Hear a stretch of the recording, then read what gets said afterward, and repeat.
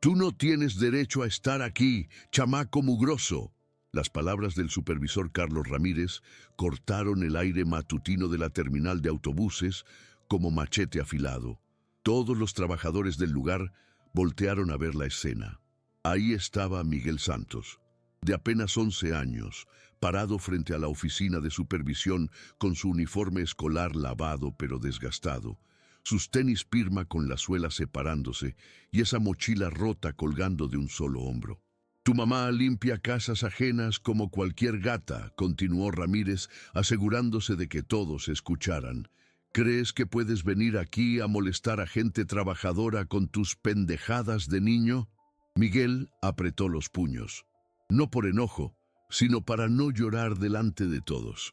Había llegado temprano porque quería reportar algo urgente, algo que había estado observando durante 3 semanas y que le quitaba el sueño por las noches. El autobús 43427 tenía una fisura en el eje trasero que crecía día con día como grieta en pared vieja. Mire, supervisor, murmuró el niño con voz temblorosa. Solo quería decirle que el autobús 43427. ¿Decirme qué? ¿Que sabes más que mecánicos con 20 años de experiencia? Ramírez se acercó amenazante. Los niños como tú deberían estar en la escuela, no perdiendo el tiempo con fantasías de ser ingeniero. Las risas crueles de algunos empleados se mezclaron con los murmullos incómodos de otros. Miguel sintió como si el suelo se abriera bajo sus pies, pero algo en sus ojos no se apagó. Algo que Ramírez no pudo ver, pero que estaba ahí, ardiendo como brasa que espera viento para convertirse en incendio. «Váyase de aquí», ordenó Ramírez, haciendo un gesto desdeñoso, «y báñese bien. Huele a casa de pobre». Miguel caminó hacia la salida de la terminal con la cabeza baja, pero sus oídos captaron algo que Ramírez no escuchó. El sonido irregular del motor del 43427 al arrancar, ese chirrido metálico que le helaba la sangre, y sobre todo, una vocecita interior que le decía: «Hoy algo terrible va a pasar». Lo que nadie imaginaba esa mañana era que en pocas horas, ese mismo niño humillado iba a lograr algo que ni los supervisores, ni los mecánicos certificados, ni todos los protocolos de seguridad habían conseguido: evitar que 45 personas inocentes murieran en la carretera a Loma Dorada. Y cuando eso pasara, el supervisor Ramírez se quedaría sin palabras por primera vez en su vida. ¿Ustedes creen que un niño de 11 años puede detectar fallas que adultos profesionales pasan por alto? Quédense conmigo porque esta historia los va a emocionar hasta las lágrimas. En las afueras de Guadalajara, donde la ciudad se va diluyendo entre cerros polvorientos y colonias populares que trepan por las montañas como casas de muñecas apiladas sin orden, se extiende la terminal de autobuses Revolución. Es uno de esos lugares que aparecen en las noticias solo cuando hay accidentes, pero donde día a día se mueven miles de personas trabajadoras que mantienen funcionando la zona metropolitana. Los andenes son de concreto agrietado, que se vuelve resbaladizo en temporada de lluvias y polvoriento durante la sequía. Los autobuses son un mosaico de edades y condiciones, algunos modelos recientes pintados de azul y blanco, otros veteranos de los años 90 que siguen rodando gracias a la magia de los mecánicos mexicanos y los milagros de la improvisación. Pero hay algo que no se ve a primera vista en la terminal Revolución. Es la presión constante por mantener todo funcionando sin importar el costo. Es don Felipe, el mecánico jefe, trabajando turnos de 12 horas con herramientas que han visto mejores días. Es doña Rosa, subiendo al 43427 todas las mañanas confiando ciegamente en que la llevará sana y salva a su trabajo. Es la forma en que los problemas menores se ignoran sistemáticamente porque cada autobús parado representa dinero que no entra. En el corazón de este sistema imperfecto, todas las mañanas a las 6 en punto, comienza el ritual más peligroso de la terminal: Los autobuses salen llenos de trabajadores rumbo a colonias alejadas, navegando por carreteras de montaña con curvas pronunciadas y barrancos profundos, confiando en vehículos que a veces funcionan más por milagro que por mantenimiento. El supervisor Carlos Ramírez es un hombre que llegó con ideales hace 20 años y que ahora solo ve números en las hojas de salida. Los choferes, como don Rubén Morales, manejan por instinto y experiencia, ignorando sonidos extraños porque siempre han sonado así. Y los mecánicos como don Felipe arreglan lo urgente y postergan lo preventivo porque el tiempo es dinero y el dinero nunca alcanza.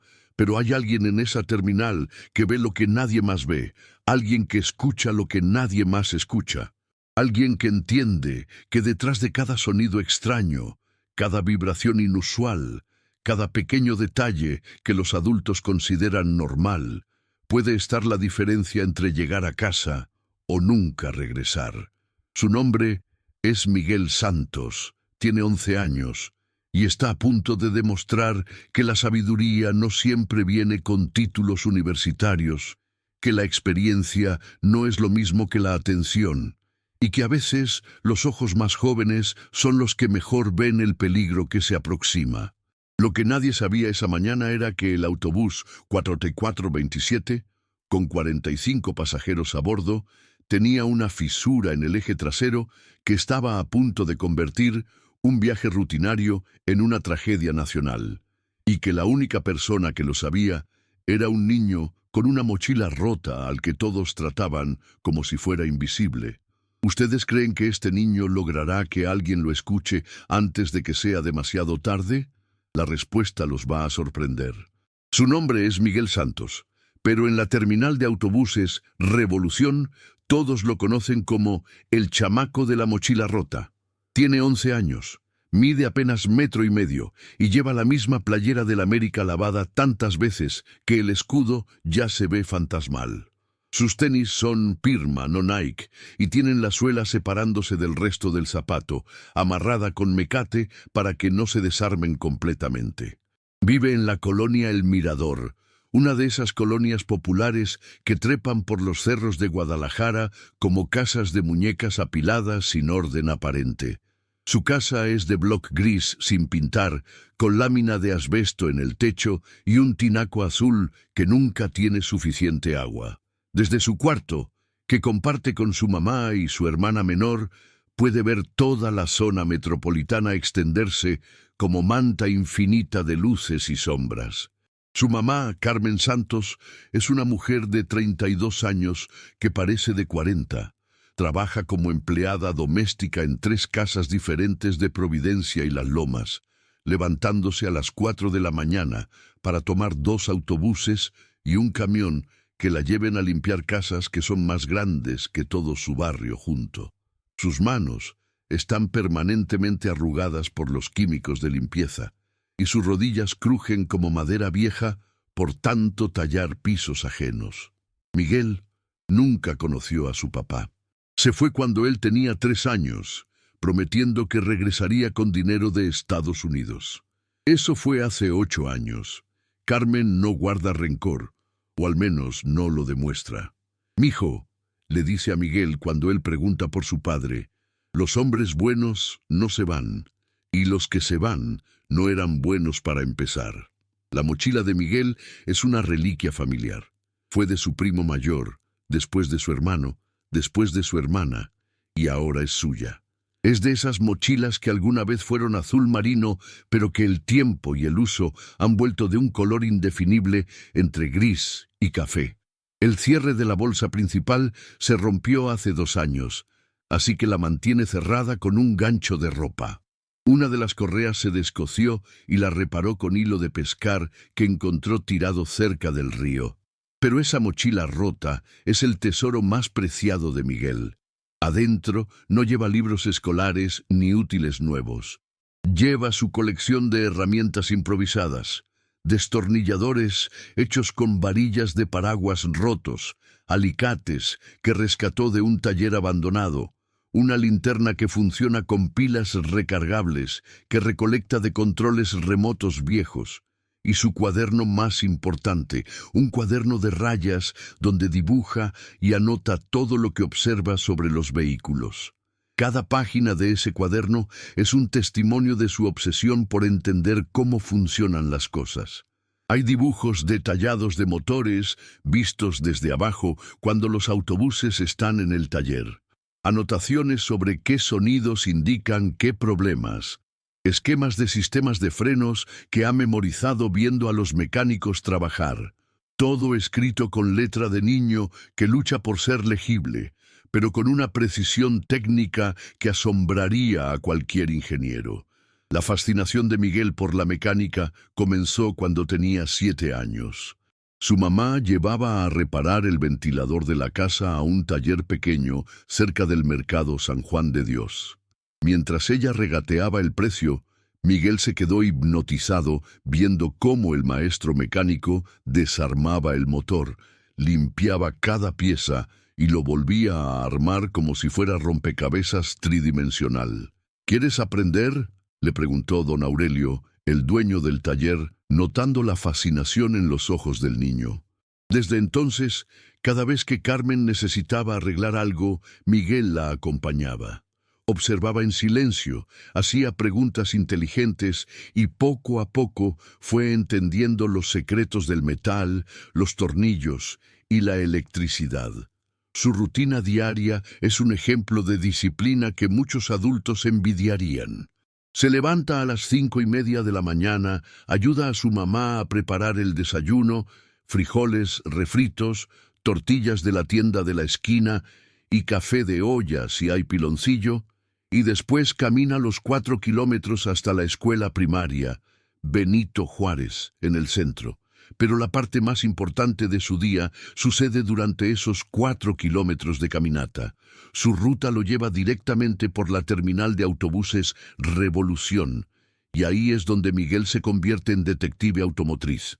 Se para en la esquina de la terminal, saca su cuaderno y observa. Anota números de placas, horarios de salida, sonidos extraños que los motores no deberían hacer. Ha memorizado las rutas, conoce a todos los choferes por nombre y puede predecir qué autobús va a tener problemas basándose únicamente en el sonido del motor al arrancar. Los empleados de la terminal lo ven todos los días, pero para ellos es invisible. Es solo un niño más del montón, uno de esos chamacuitos que abundan en las calles de Guadalajara. No saben que ese niño tiene un conocimiento intuitivo de mecánica que rivaliza con técnicos que estudiaron años para obtener un título. Miguel sueña con ser ingeniero mecánico.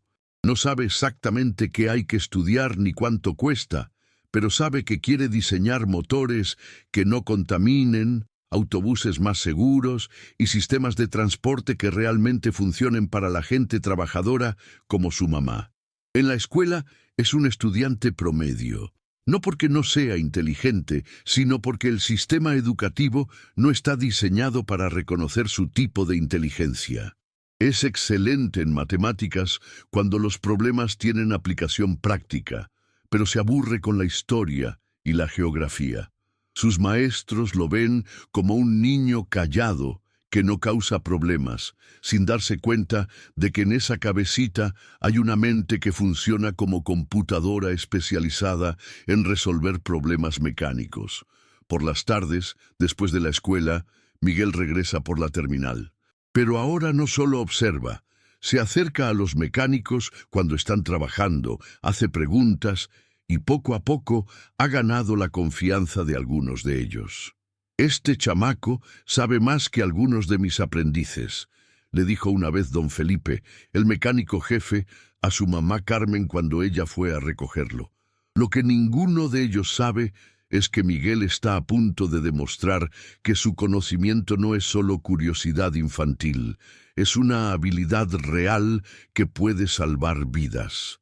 La relación entre Miguel y su mamá es de esas que dan ternura y fortaleza a la vez. Todas las noches, cuando Carmen regresa de trabajar, encuentra a su hijo haciendo la tarea en la mesa de la cocina, rodeado de libros prestados de la biblioteca pública y cuadernos donde dibuja máquinas imposibles. Cenan juntos, él le cuenta lo que observó en la terminal ese día, y ella le platica de las casas donde trabajó. «Mijo», le dice Carmen mientras le sirve un vaso de agua de Jamaica, «nunca dejes que nadie te haga sentir menos por lo que somos. Tu abuelo, que en paz descanse, siempre decía que la inteligencia es como el maíz. Puede crecer en cualquier tierra si tiene buen corazón». Miguel no conoció a su abuelo, pero su mamá le había contado que era mecánico en el pueblo, que tenía unas manos mágicas para arreglar cualquier cosa que se descompusiera. «Tú sacaste sus manos, mijo», le dice Carmen cuando lo ve trabajando con sus inventos, y su misma curiosidad por entender cómo funcionan las cosas. En la terminal, Miguel es un estudiante excepcional en materias que no existen en ninguna escuela. Puede identificar problemas de transmisión por el sonido que hace al cambiar velocidades. Sabe cuándo un motor está sobrecalentándose por la forma en que el humo sale del escape. Puede predecir cuándo van a fallar los frenos por la manera en que el chofer tiene que presionar el pedal. Sus compañeros de escuela lo respetan, aunque algunos se burlen de su ropa remendada o del olor a aceite de motor que a veces trae en el uniforme. Pero cuando necesitan que alguien les explique por qué no funciona la grabadora del salón, o cuando quieren entender cómo funciona el proyector, todos voltean a ver a Miguel, y él siempre encuentra la solución. Lo que nadie sabía, ni siquiera su mamá, es que Miguel tenía un sueño secreto que lo desvelaba por las noches. Algún día iba a inventar algo tan importante, tan útil, tan necesario, que nadie volvería a burlarse del trabajo honesto de su mamá ni de sus zapatos rotos. Algo que demostrara que ser pobre no significa ser ignorante y que tener las manos sucias de trabajo digno es más honorable que tener corbata y corazón sucio. Si esta historia ya los está emocionando, no olviden suscribirse al canal y darle like, porque lo que viene va a demostrar que la sabiduría no siempre viene con títulos universitarios. Carlos Ramírez Mendoza es el tipo de hombre que México produce en serie. Trabajador incansable, padre de familia responsable y víctima silenciosa de un sistema que devora los sueños poco a poco hasta convertirlos en resignación amarga. Tiene 45 años, pero parece de 55. Su bigote gris está siempre perfectamente recortado, su uniforme azul marino siempre planchado y sus zapatos negros siempre boleados, como si el orden exterior pudiera compensar el caos que siente por dentro. Llegó a trabajar a la terminal de autobuses Revolución hace 20 años, cuando aún creía que podía cambiar las cosas.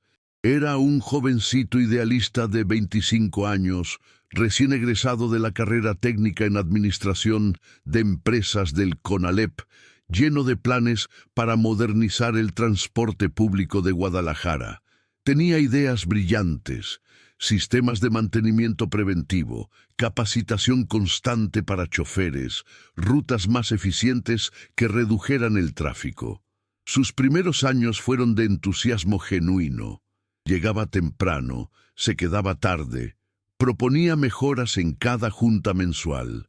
Llevaba carpetas llenas de gráficas y estadísticas que demostraban cómo pequeños cambios podrían mejorar la seguridad y eficiencia del sistema. Sus jefes lo escuchaban con sonrisas condescendientes y le palmeaban la espalda. «Muy bien, Ramírez, ya veremos qué se puede hacer». Pero nunca se hacía nada. Poco a poco, Carlos se dio cuenta de que la terminal no funcionaba como empresa que busca ofrecer un servicio de calidad, sino como máquina de hacer dinero que debe mantenerse funcionando sin importar el costo humano. Los autobuses viejos seguían rodando, aunque sus frenos chirriaran como uñas en pizarrón. Los choferes trabajaban turnos de 12 horas sin descanso porque contratar más personal costaba dinero que los dueños no estaban dispuestos a invertir. Cada vez que Carlos proponía una mejora, la respuesta era la misma. ¿Cuánto va a costar? Y cuando él explicaba que era inversión a largo plazo, la conversación terminaba ahí. Ramírez, tu trabajo es mantener los autobuses funcionando, no ser visionario. El punto de quiebre llegó hace 10 años. Un autobús se volcó en la carretera a Chapala porque los frenos fallaron en una bajada pronunciada. 3 muertos, 15 heridos. Carlos había reportado problemas con ese autobús específico 3 veces en 2 meses. Tenía los documentos, las fechas, las firmas de recibido, pero cuando llegaron los abogados y los periodistas, mágicamente esos reportes desaparecieron del archivo. Ramírez, le dijo su jefe, el licenciado Gómez, entiendes que este accidente fue imprevisible, ¿verdad?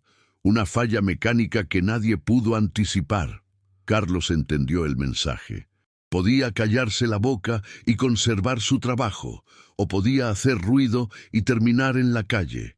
Tenía una esposa, 2 hijos pequeños, una casa que aún estaba pagando. No era momento para heroísmos. Desde entonces, Carlos Ramírez se convirtió en otra persona. El idealista murió y nació el burócrata. Aprendió a no ver lo que no convenía ver, a no escuchar lo que no convenía escuchar, a firmar papeles sin leer demasiado y, sobre todo, a mantener los autobuses rodando sin importar nada más. Su día típico comienza a las 5 de la mañana con café negro y cigarros delicados.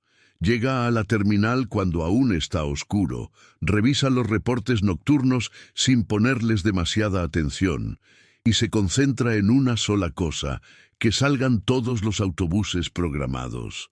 Si hay quejas de pasajeros, se las pasa al departamento de atención al cliente. Si hay reportes de fallas menores, se programan para la próxima semana, y esa próxima semana nunca llega. Carlos ha desarrollado una habilidad especial para no ver problemas. Es como si hubiera entrenado su cerebro para filtrar automáticamente cualquier información que pueda complicarle la vida. Un chofer que se queja del freno está exagerando. Siempre se quejan de algo. Un pasajero que dice que escuchó un ruido raro. La gente no sabe nada de mecánica. Un niño que insiste en que hay algo mal con un autobús. Pinches chamacos, siempre inventando cosas. En casa es diferente. Con su esposa Rosa y sus hijos Daniela y Carlos Jr., es un hombre cariñoso que ayuda con la tarea, lleva a su familia a misa los domingos y nunca se pierde un partido de las Chivas. Sus hijos piensan que su papá es un héroe que mantiene funcionando el transporte de toda la ciudad. Su esposa sabe que algo lo está carcomiendo por dentro, pero ha aprendido a no hacer preguntas que no quiere escuchar responder. Los fines de semana, Carlos se sienta en su patio con una cerveza Corona y mira a sus hijos jugar. A veces se pregunta qué pasó con ese jovencito que quería cambiar el mundo. Se dice a sí mismo que hizo lo correcto, que proteger a su familia era más importante que ser héroe, pero hay noches en que no puede dormir, pensando en ese accidente de hace 10 años, en las familias que perdieron a sus seres queridos, en todos los reportes que ha ignorado desde entonces. La presencia diaria de Miguel en la terminal es como espina en el pie para Carlos. Ese niño le recuerda lo que él mismo era 20 años atrás, curioso, observador, preocupado por los detalles que otros pasan por alto. Pero en lugar de reconocer esa similitud, Carlos reacciona con irritación. Es más fácil ignorar al niño que enfrentar lo que representa. «Pinche escuincle molestoso», murmura cada vez que ve a Miguel merodeando cerca de los autobuses. «No tiene nada que hacer aquí». Sus empleados han aprendido a imitar su actitud. Cuando Miguel trata de reportar algo, todos hacen lo mismo que Carlos. Lo ignoran, lo minimizan, lo tratan como si fuera un estorbo. Es más fácil seguir el ejemplo del jefe que cuestionar por qué un niño de 11 años sabe tanto sobre mecánica. Carlos se ha vuelto experto en justificar su inacción. Ese chamaco solo busca atención. se dice a sí mismo. Quiere sentirse importante. Nunca se le ocurre que Miguel podría estar genuinamente preocupado por la seguridad de las personas. La ironía es que Carlos sigue teniendo el instinto para detectar problemas reales. Cuando un autobús llega con el motor humeando, él es el primero en ordenar que lo saquen de servicio. Cuando un chofer reporta que no puede frenar, él mismo cancela el viaje, pero solo reacciona ante problemas obvios, inmediatos, imposibles de ignorar. Los problemas que requieren observación cuidadosa, análisis preventivo, atención a detalles pequeños que pueden convertirse en tragedias grandes, esos problemas ya no los ve. Su cerebro los ha clasificado como ruido de fondo para poder sobrevivir psicológicamente en un trabajo que lo está matando por dentro. Lo que Carlos no sabe es que está a punto de enfrentar el momento que definirá el resto de su vida. Un momento donde tendrá que elegir entre seguir siendo cómplice silencioso de un sistema corrupto o recordar quién era antes de que el miedo y la resignación lo transformaran en una sombra de sí mismo. Un momento donde un niño de 11 años le va a demostrar que la verdadera cobardía no está en tener miedo, sino en dejar que el miedo te impida hacer lo correcto. Si sienten que conocen personas como Carlos, si esta descripción les recuerda a situaciones que han vivido en sus trabajos, no olviden suscribirse al canal y activar la campanita, porque estas historias que reflejan nuestra realidad mexicana necesitan ser contadas. La terminal de autobuses Revolución es un microcosmos de México entero, un universo en miniatura donde se encuentran todas las clases sociales, todas las aspiraciones y todas las contradicciones de un país que lucha por encontrar su camino en el siglo XXI.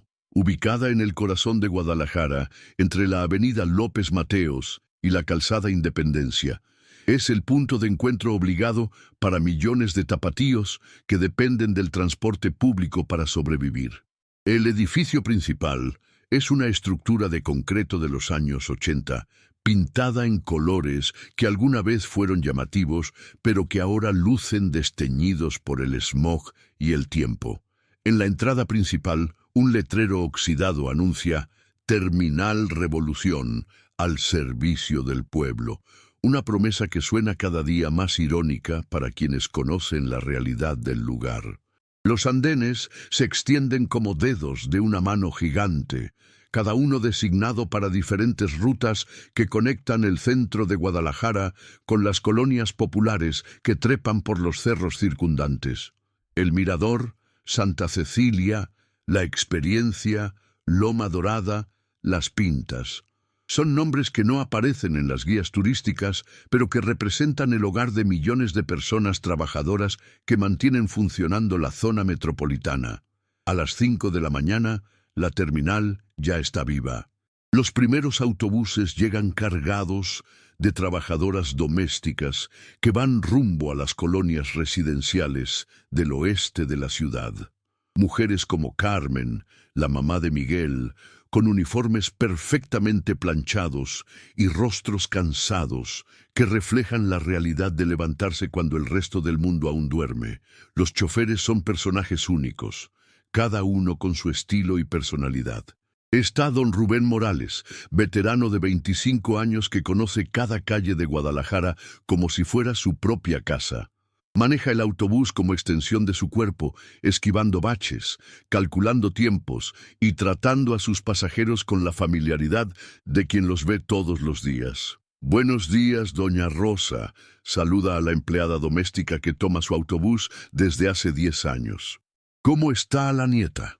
Está también el joven Mario Gutiérrez, recién llegado del rancho de Tepatitlán, que maneja con el nerviosismo de quien aún está aprendiendo las reglas no escritas del tráfico capitalino.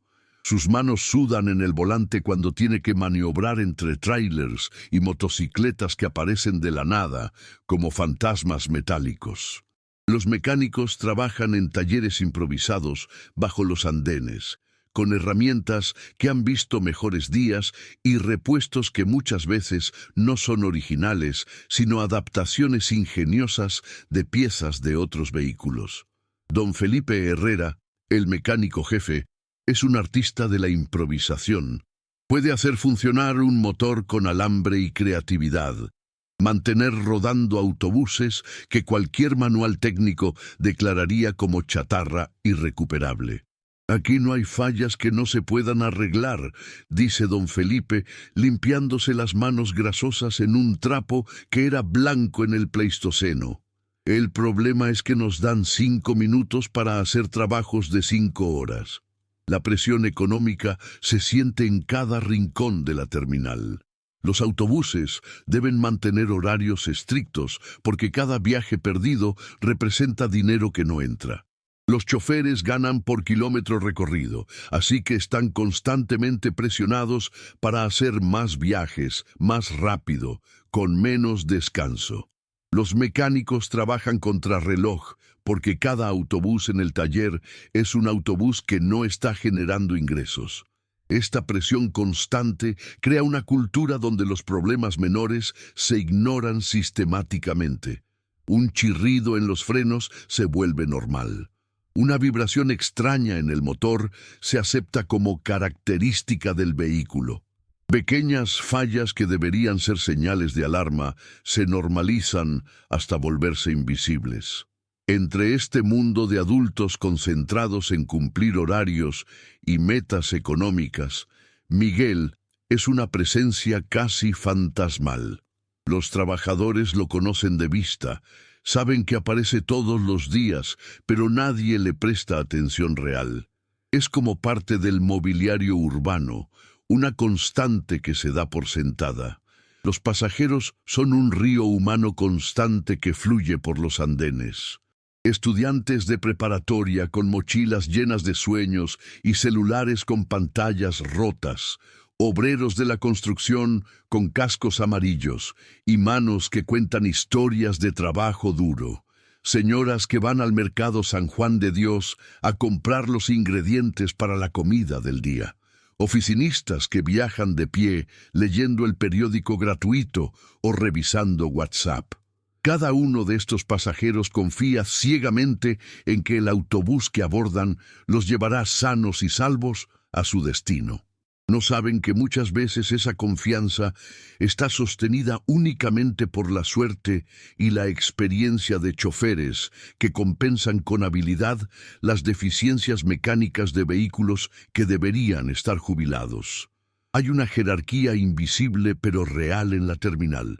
Los supervisores como Carlos Ramírez están en la cima, tomando decisiones administrativas desde oficinas con aire acondicionado. Los choferes veteranos como don Rubén tienen respeto ganado por años de experiencia. Los mecánicos como don Felipe son indispensables pero poco valorados. Y en el fondo de esa jerarquía están las personas como Miguel, niños, ancianos, vendedores ambulantes, todos aquellos que dependen del sistema pero no tienen voz en él.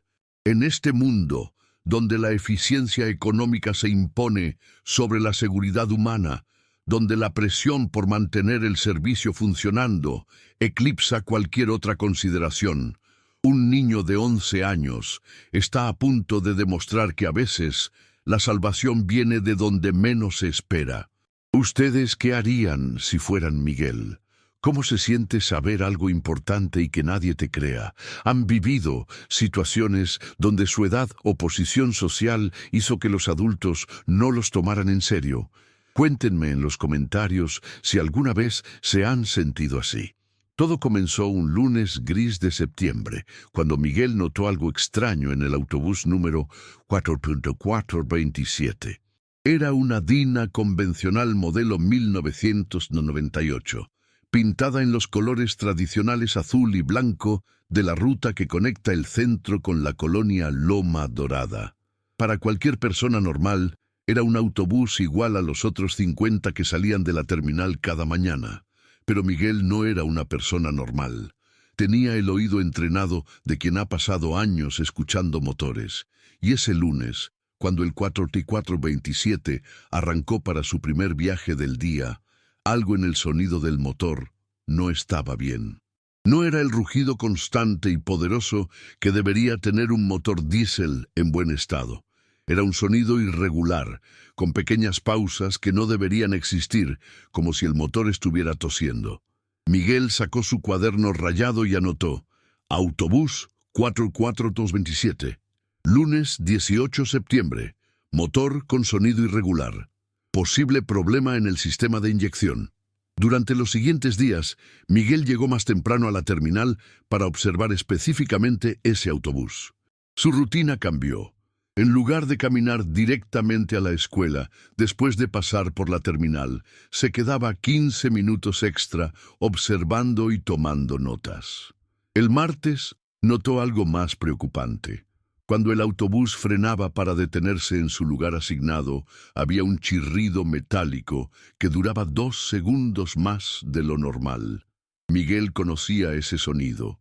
Las balatas estaban gastadas y empezaban a hacer contacto metal con metal. Era como uñas raspando un pizarrón, pero para él era una alarma clara de peligro. Autobús 4427, martes 19 septiembre, frenos gastados, chirrido metálico prolongado, peligro moderado. El miércoles, mientras el autobús maniobraba para salir de la terminal, Miguel se agachó y miró hacia los ejes traseros. Lo que vio lo hizo sentir un nudo en el estómago, una pequeña fisura en el eje del lado derecho, apenas visible como línea de lápiz muy fino dibujada sobre el metal. Miguel sabía lo que significaba esa fisura. Había visto suficientes piezas rotas en el taller de don Aurelio para reconocer cuando el metal está bajo demasiada presión. Esa línea pequeña era como grieta en una presa. Iba a crecer. Y cuando creciera lo suficiente, el eje se partiría completamente. Autobús 44227, miércoles 20 septiembre. Fisura en eje trasero derecho. Peligro alto. Puede romperse en cualquier momento. Esa noche, Miguel no pudo dormir.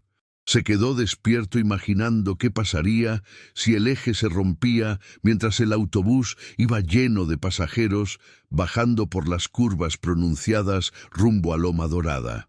La imagen era demasiado horrible para contemplarla. 45 personas volteándose por un barranco, familias destruidas, niños huérfanos, madres que nunca regresarían a casa. El jueves por la mañana, Miguel tomó una decisión. No podía quedarse callado. Tenía que decirle a alguien lo que había observado. Su primera opción fue don Felipe, el mecánico jefe. Lo encontró revisando el motor de otro autobús y se acercó con su cuaderno en la mano. «Don Felipe», le dijo con voz temblorosa, «necesito enseñarle algo sobre el autobús 427». Don Felipe levantó la vista con las manos negras de grasa y una expresión de cansancio que hablaba de muchos años lidiando con vehículos problemáticos. «¿Qué pasa, chamaco?» Miguel le mostró sus anotaciones, le explicó sobre el sonido del motor, los frenos gastados y especialmente sobre la fisura en el eje trasero. Don Felipe escuchó con atención, pero cuando Miguel terminó de hablar, simplemente suspiró. «Mira, Miguel», le dijo con una voz que mezclaba cariño con frustración, «yo sé que eres muy observador y que entiendes de mecánica, pero el 4427 pasó su revisión mensual la semana pasada. Está aprobado para circular». «Pero, don Felipe, la fisura está ahí. Puede verla usted mismo si se agacha y...» «Chamaco», lo interrumpió don Felipe, «yo no puedo parar un autobús por cada ruido o rayón que tenga. Si fuera por eso tendríamos la mitad de la flota parada. Además, esas decisiones no las tomo yo. Tendría que hablarlo con el supervisor Ramírez, y él tendría que hablarlo con sus jefes, y...» La explicación se perdió en un suspiro resignado. Miguel entendió el mensaje. El sistema era más grande que cualquier individuo, y cambiar algo requería de más poder del que don Felipe tenía. Su segunda opción fue hablar directamente con el chofer del 4T427, don Rubén Morales. Lo encontró durante su descanso de mediodía, comiendo tortas bajo la sombra de un árbol cerca de la terminal. «Don Rubén», le dijo Miguel, acercándose con respeto, «¿puedo hablar con usted sobre su autobús?» Don Rubén lo miró con sorpresa. Conocía al niño de vista, pero nunca había hablado con él directamente. «¿Cuál autobús, chamaco?» «El Cuatrotrica 427. He estado observándolo y creo que tiene problemas serios». Miguel le explicó todo: el sonido irregular del motor, los frenos gastados y especialmente la fisura en el eje trasero. Don Rubén lo escuchó mientras masticaba su torta de jamón, asintiendo de vez en cuando. «Mira, amigo», le dijo cuando Miguel terminó, «yo también he notado que el motor no suena igual que antes. Y sí, los frenos están un poco duros, pero ese autobús ha estado funcionando así durante meses. Si tuviera algo realmente peligroso, ya se hubiera descompuesto, ¿no crees?» «Pero, don Rubén, las fisuras en los ejes no aparecen de un día para otro. Crecen poco a poco hasta que...» «Chamaco», lo interrumpió don Rubén con una sonrisa paternal, «tú eres muy inteligente, pero eres un niño. Yo llevo 25 años manejando autobuses y nunca he tenido un accidente grave. Sé cuándo un vehículo es peligroso y cuándo no». Miguel sintió la frustración creciendo en su pecho como globo que se infla demasiado rápido. Nadie lo tomaba en serio. Todos lo veían como un niño que jugaba a ser mecánico, no como alguien con conocimientos reales. Su tercera y última opción era la más intimidante: hablar directamente con el supervisor Carlos Ramírez. El viernes por la mañana, Miguel se armó de valor y se dirigió a la oficina del supervisor. Era un cubículo de cristal, desde donde Ramírez podía ver toda la terminal, con un escritorio metálico lleno de papeles y una silla giratoria que chirriaba cada vez que se movía. Miguel tocó la puerta con los nudillos, tratando de no parecer tan nervioso como se sentía. «¿Qué quieres?», preguntó Ramírez, sin levantar la vista de sus papeles. «Señor supervisor», dijo Miguel con la voz más formal que pudo conseguir, «vengo a reportar un problema de seguridad con el autobús 427. Ramírez levantó la vista por primera vez y su expresión cambió inmediatamente de indiferencia a irritación. «¿Tú otra vez? ¿Que no tienes escuela o qué haces?» «Sí tengo escuela, señor, pero esto es importante. El autobús 427 tiene una fisura en el eje trasero que puede causar un accidente grave». Ramírez soltó una carcajada seca que sonó más como ladrido que como risa. «¿Una fisura? ¿Y tú cómo lo sabes? ¿Eres ingeniero mecánico?» «No, señor, pero he estado observando el autobús durante una semana y...» «¿Observando?», exclamó Ramírez poniéndose de pie. «Pinche escuincle, esto no es parque de diversiones. Aquí trabajamos gente seria». Miguel sintió que las mejillas le ardían, pero no se rindió. «Señor, si me deja explicarle lo que he visto...» «No me tienes que explicar nada», gritó Ramírez. «Tú no tienes ninguna autoridad aquí. Eres un chamaco que no sabe nada de nada». Se acercó a Miguel con cara amenazante. «Te voy a decir algo, escuincle. Si te vuelvo a ver molestando a mis trabajadores con tus pendejadas de niño, llamo a seguridad para que te saquen de aquí. ¿Entendiste?» Miguel asintió con lágrimas de frustración acumulándose en los ojos, pero su voz sonó firme cuando respondió. «Entendí, señor, pero el eje se va a romper, y cuando eso pase, van a morir personas inocentes. ¡Lárgate de aquí!». Miguel salió de la oficina sintiéndose derrotado pero no vencido. Había hecho lo que podía a través de los canales oficiales. Nadie había querido escucharlo, pero él sabía la verdad. Y esa verdad era como bomba de tiempo haciendo tic-tac en su conciencia. Esa noche, en su cuarto compartido con su mamá y su hermana, Miguel se quedó despierto mirando el techo de lámina corrugada.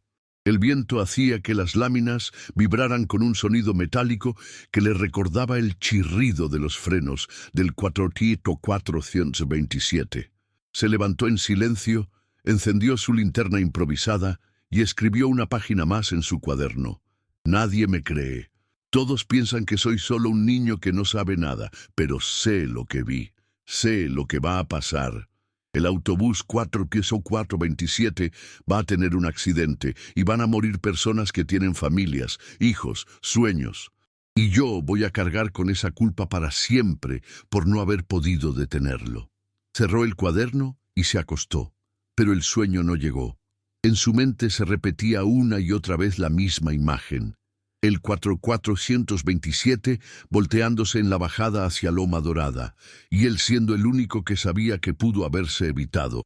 Lo que Miguel no sabía era que el lunes siguiente el destino le daría una última oportunidad de demostrar que tenía razón.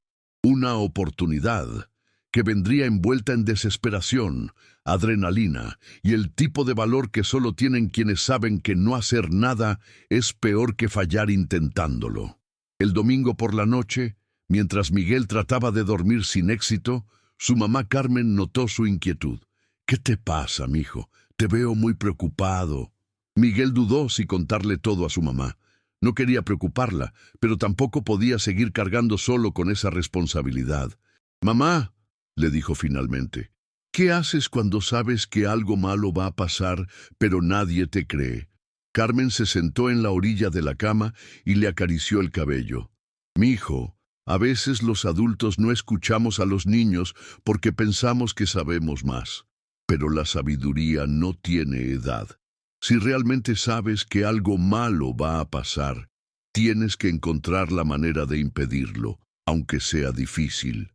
Aunque todos piensen que estoy loco, especialmente si todos piensan que estás loco, mijo.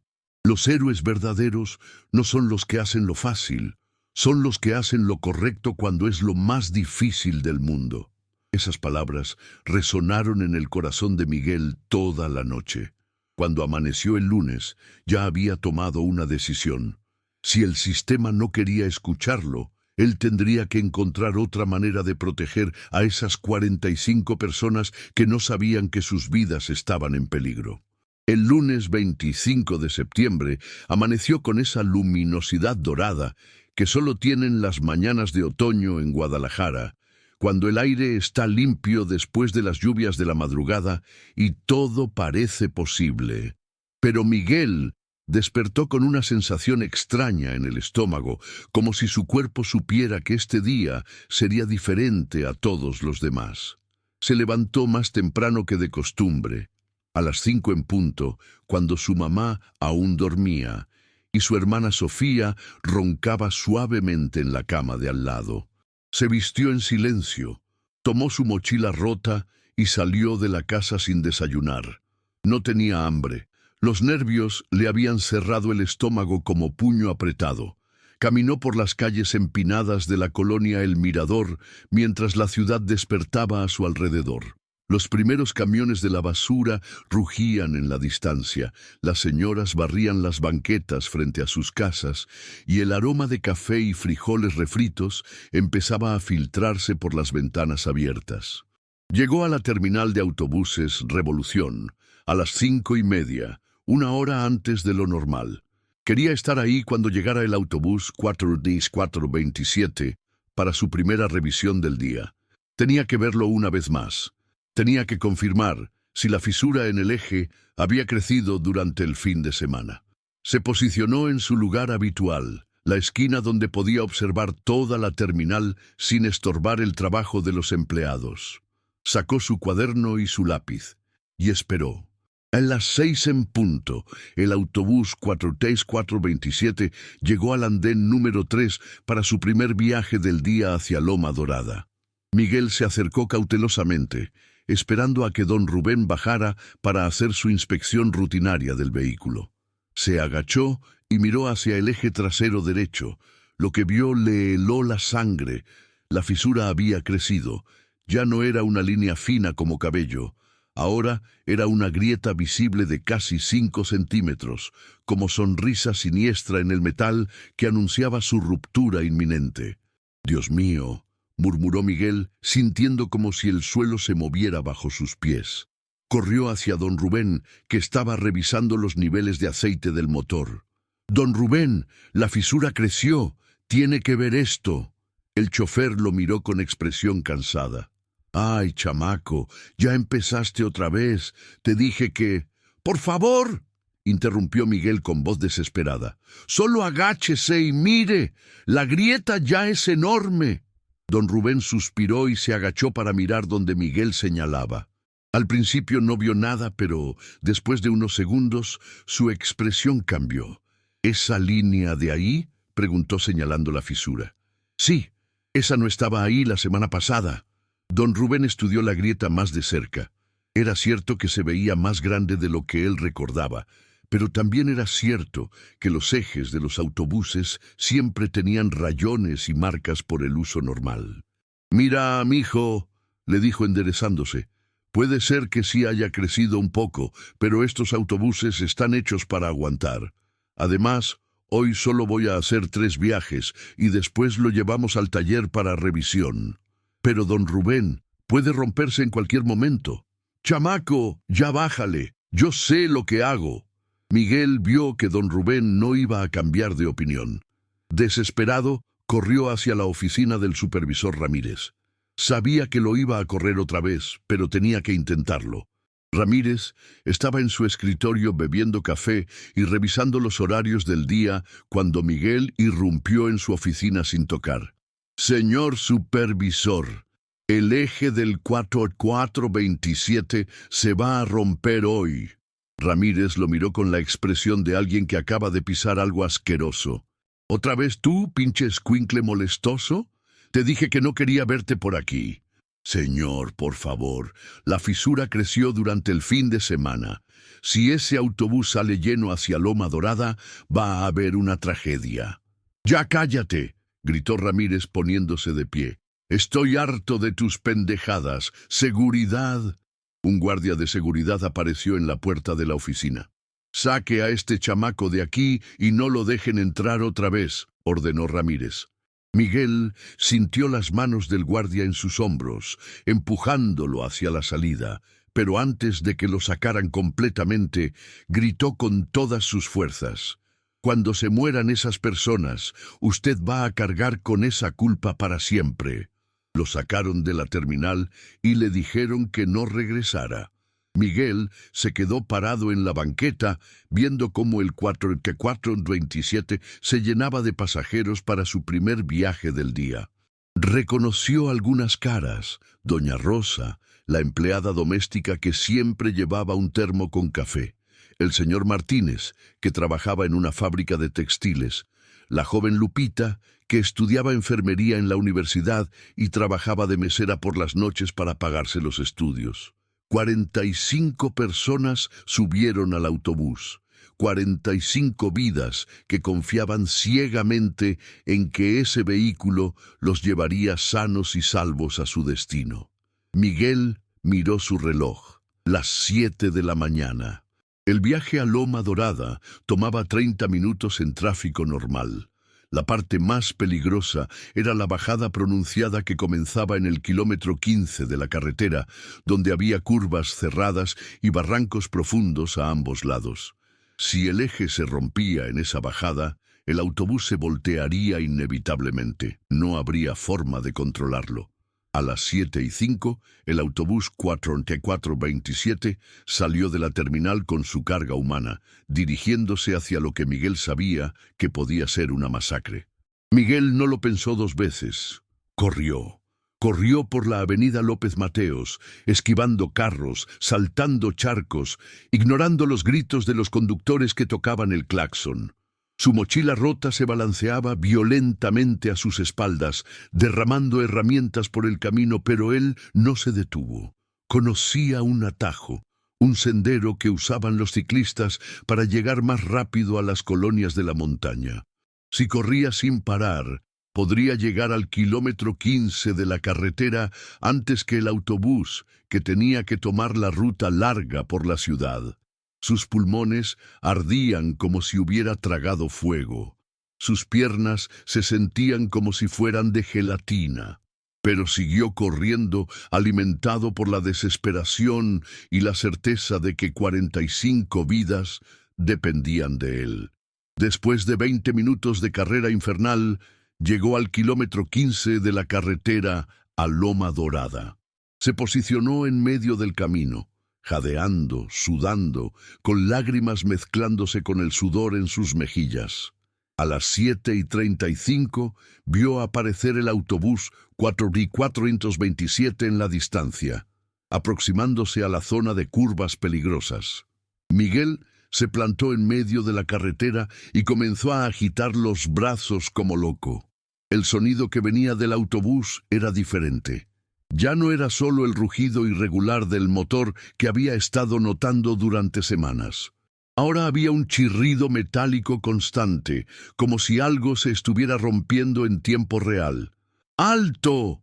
¡Alto!, gritó Miguel con una voz que parecía venir desde lo más profundo de su alma. Don Rubén vio al niño en medio del camino y pisó el freno instintivamente. El autobús se detuvo a escasos metros de Miguel, que corrió inmediatamente hacia la puerta.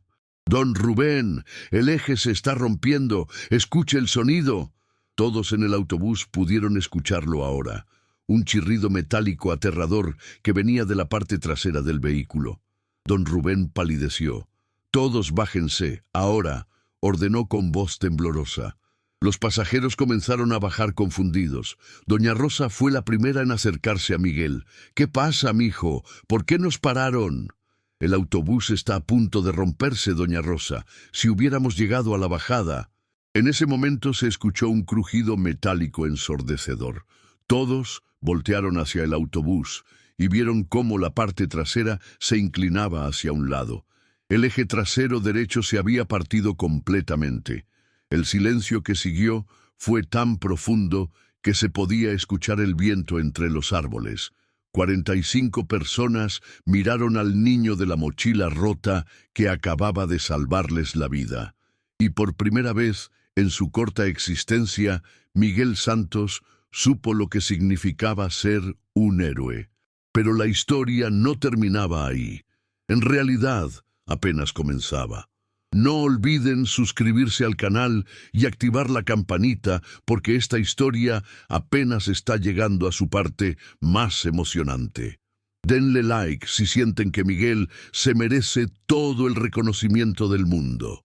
El silencio en la carretera a Loma Dorada duró apenas unos segundos, pero se sintió como eternidad.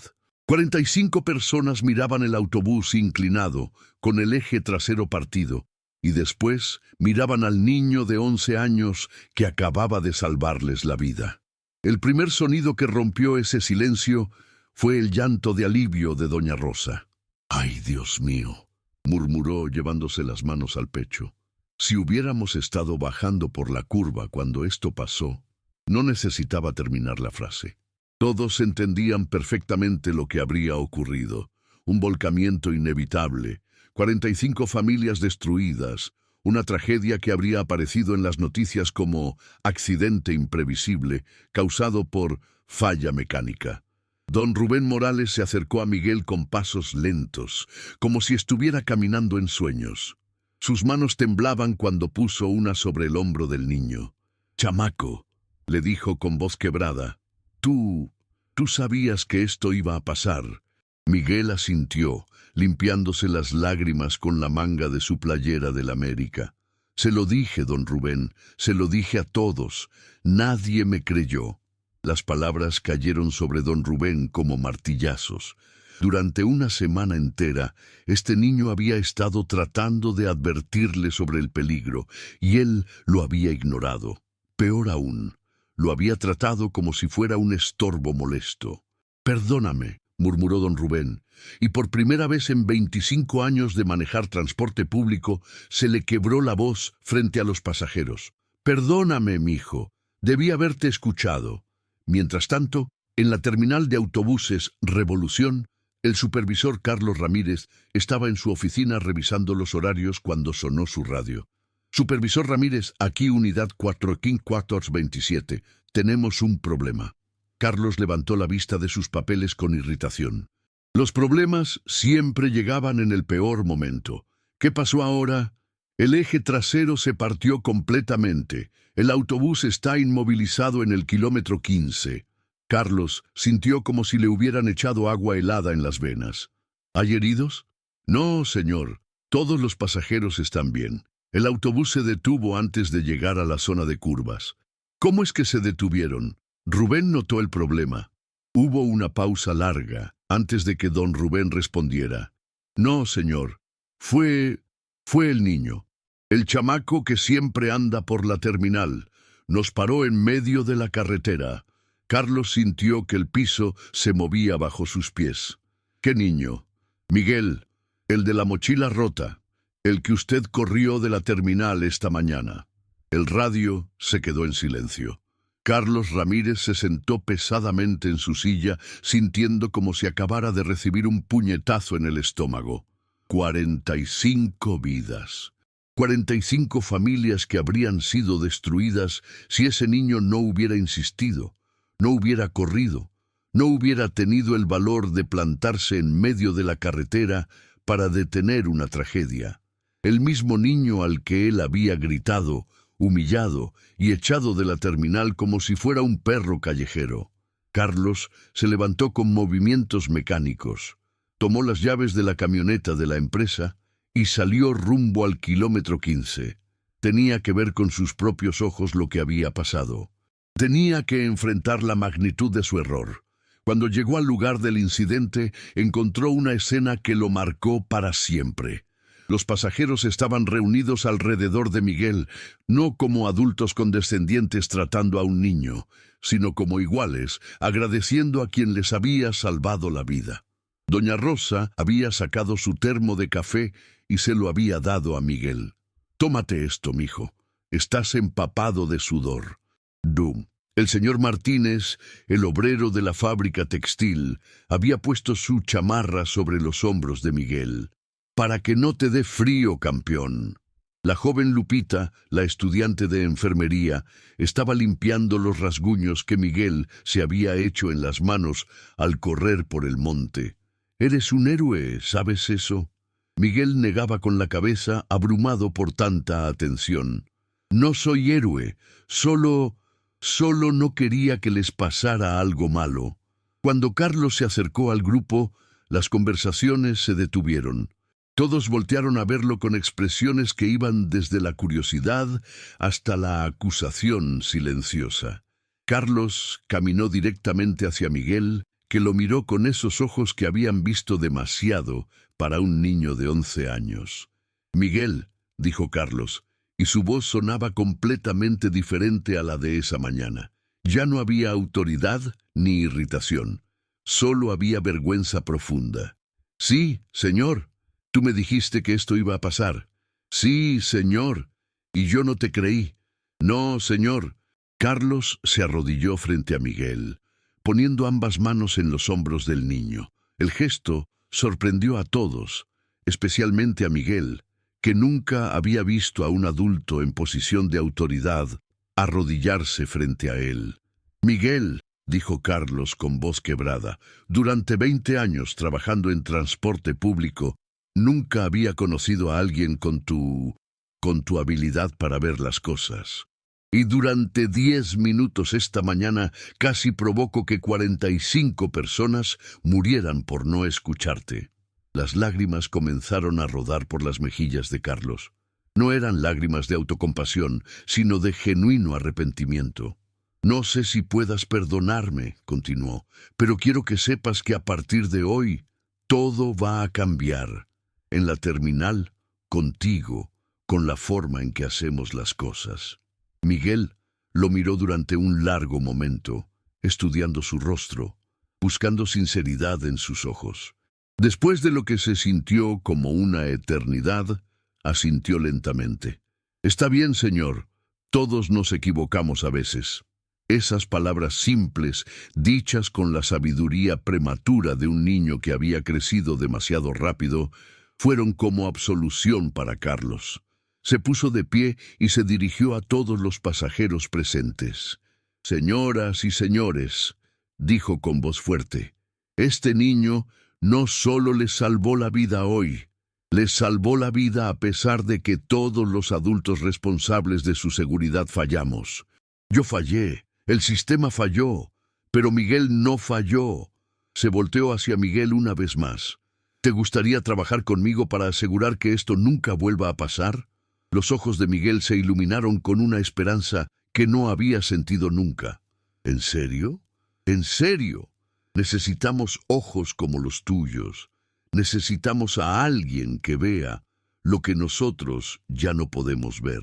Y en ese momento, bajo el sol de mediodía en una carretera polvorosa de Guadalajara, nació una alianza inesperada entre un hombre que había perdido la capacidad de ver los problemas y un niño que veía demasiado bien. Una alianza que estaba a punto de transformar no solo la terminal de autobuses Revolución, sino la vida de miles de personas que dependían del transporte público para sobrevivir. Los pasajeros del 4427 se organizaron espontáneamente para hacer algo que nunca antes había sucedido en la historia de la terminal.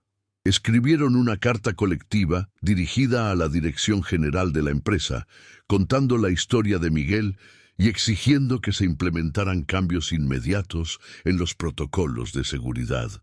Este niño, escribía doña Rosa con su letra cuidadosa, nos salvó la vida porque tuvo el valor de hacer lo que los adultos no hicimos, escuchar las señales de peligro y actuar para proteger a otros. La carta fue firmada por las 45 personas que habían estado en el autobús, cada una agregando su testimonio personal sobre cómo Miguel había arriesgado todo para salvarlos. Pero la transformación más importante había comenzado en el corazón de Carlos Ramírez. Por primera vez en 10 años se sintió como el joven idealista que había llegado a la terminal, con sueños de mejorar el mundo. La diferencia era que ahora tenía la experiencia para saber cómo hacerlo y un mentor inesperado que le recordaba por qué valía la pena intentarlo.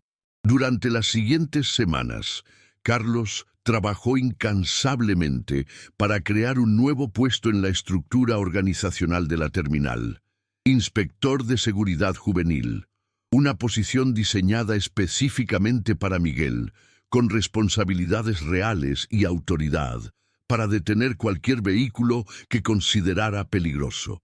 No fue fácil convencer a sus superiores. Hubo juntas interminables, reportes que escribir, justificaciones que dar. Pero Carlos tenía algo que no había tenido en años, una causa en la que creía completamente. Señores, les dijo a los directivos en una junta memorable, este niño acaba de prevenir lo que hubiera sido el peor accidente en la historia de nuestra empresa. Si no somos lo suficientemente inteligentes para aprender de él, no merecemos estar en este negocio. La presión mediática también ayudó. La historia de Miguel se había vuelto viral en redes sociales bajo el hashtag ya el hero del autobús. Periodistas de toda la región llegaban para entrevistar al niño que salvó 45 vidas. La empresa no podía darse el lujo de ignorar tanta atención positiva. 3 meses después del incidente, Miguel caminaba por la terminal con un gafete oficial que decía Miguel Santos, Inspector de Seguridad Juvenil, y una mochila nueva, regalo de los empleados de la terminal. Pero la mochila vieja, la rota, todavía la llevaba colgada del otro hombro, no como símbolo de pobreza, sino como recordatorio de que el valor no viene de las cosas que tenemos, sino de lo que estamos dispuestos a hacer por otros.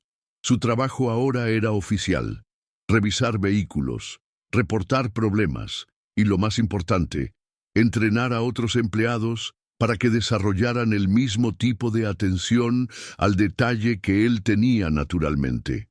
Miguel nos está enseñando a todos a ver con ojos nuevos, les explicaba Carlos a los nuevos empleados durante las sesiones de capacitación. Nosotros nos acostumbramos a los ruidos, a las fallas menores, a los problemas que consideramos normales. Pero Miguel no se ha acostumbrado a nada. Para él, todo debe funcionar perfectamente. El resultado fue extraordinario. En 3 meses no habían tenido ni un solo accidente relacionado con fallas mecánicas. Las reparaciones preventivas habían aumentado 300%, pero los costos totales de mantenimiento habían bajado porque ya no tenían que hacer reparaciones mayores de emergencia. Más importante aún, había cambiado la cultura de toda la terminal. Los empleados habían aprendido a escuchar no solo a Miguel, sino a cualquier persona que reportara un problema, sin importar su edad, posición social o apariencia. ¿Sabe qué es lo más increíble de todo esto?, le preguntó don Rubén a Carlos una tarde mientras tomaban café en la oficina. ¿Qué? Que Miguel no cambió para encajar en nuestro mundo. Nosotros cambiamos para merecernos el suyo. Era cierto. Miguel seguía siendo el mismo niño curioso y observador de siempre. Seguía viviendo en la colonia El Mirador, seguía ayudando a su mamá, seguía caminando a la escuela todos los días, pero ahora lo hacía con la confianza de quien sabe que su voz importa, que sus observaciones tienen valor, que su manera de ver el mundo puede hacer la diferencia. Don Felipe, el mecánico jefe, se había convertido en uno de los mentores más entusiastas de Miguel. Este chamaco, le decía a quien quisiera escuchar, me ha enseñado más en 3 meses que lo que yo aprendí en 30 años de carrera. No es solo que vea las cosas que nosotros no vemos, es que nos está enseñando a recordar por qué es importante verlas. La transformación había llegado hasta la familia de Miguel. Su mamá Carmen ya no tenía que levantarse a las 4 de la mañana. La empresa le había ofrecido un trabajo de tiempo completo en la terminal, coordinando el nuevo programa de mantenimiento preventivo que Miguel había inspirado. «Mijo», le dijo una noche, mientras cenaban en su mesa nueva, otro regalo de los empleados agradecidos, «tu papá estaría muy orgulloso de ti». «¿Tú crees, mamá?» «Estoy segura, porque tú hiciste algo que él siempre soñó hacer, usar tus manos y tu inteligencia para proteger a la gente trabajadora como nosotros». Miguel sonrió, pero su mente ya estaba pensando en los próximos desafíos. Había notado que algunos autobuses de rutas diferentes también tenían problemas menores que podrían convertirse en mayores. Y había estado diseñando un sistema de monitoreo que podría implementarse en toda la red de transporte público de Guadalajara. Porque Miguel había aprendido algo que cambiaría su vida para siempre, que los problemas más grandes se resuelven solucionando los problemas más pequeños, uno a la vez, con paciencia, observación y sobre todo con la certeza de que cada vida humana vale la pena cualquier esfuerzo. 6 meses después del día que cambió todo, la terminal de autobuses Revolución parecía el mismo lugar, pero las apariencias engañaban. Por fuera, seguían siendo los mismos andenes de concreto, los mismos autobuses azules y blancos, el mismo bullicio de una ciudad que nunca descansa. Pero por dentro, en el corazón del sistema, algo fundamental había cambiado para siempre. Miguel Santos caminaba por la terminal cada mañana como lo había hecho durante años, pero ahora era diferente. Los empleados lo saludaban por nombre, los choferes le preguntaban su opinión sobre sus vehículos y los mecánicos habían aprendido que cuando Miguel fruncía el ceño mientras escuchaba un motor, era momento de revisar todo 2 veces. «Buenos días, ingeniero Miguel», le decía don Felipe con una sonrisa genuina que antes reservaba solo para los jefes importantes. «Buenos días, don Felipe. ¿Cómo está el 3847 que revisamos ayer?» «Perfecto, chamaco. Cambiamos las balatas y ajustamos el carburador, como dijiste. Ahora ronronea como gato satisfecho». El programa que Miguel había inspirado se había extendido más allá de la terminal Revolución. La Secretaría de Transporte de Jalisco había implementado inspectores juveniles de seguridad en 5 terminales más, capacitando a niños y jóvenes de colonias populares para que detectaran problemas que los adultos pasaban por alto. «Lo que Miguel nos enseñó», explicaba Carlos Ramírez en conferencias que ahora daba por todo el país, «es que la sabiduría no tiene edad y que a veces las soluciones más importantes vienen de quienes menos esperamos». Carlos se había convertido en un evangelista de la inclusión juvenil en sistemas de transporte. Su historia personal de transformación, de supervisor cínico a mentor apasionado, inspiraba a otros administradores a reconsiderar cómo escuchaban a sus comunidades. La vida de Miguel había cambiado en aspectos que él nunca había imaginado. Una universidad privada de Guadalajara le había otorgado una beca completa para estudiar ingeniería mecánica cuando terminara la preparatoria. Una empresa automotriz japonesa lo había invitado a visitar sus plantas en México para conocer sus sistemas de control de calidad. Y el gobierno del estado le había dado un reconocimiento como joven ciudadano ejemplar. Pero para Miguel, lo más importante seguía siendo despertar cada mañana sabiendo que su trabajo tenía propósito, que cada autobús que revisaba llevaba personas con familias, sueños y el derecho fundamental de llegar sanos y salvos a sus destinos.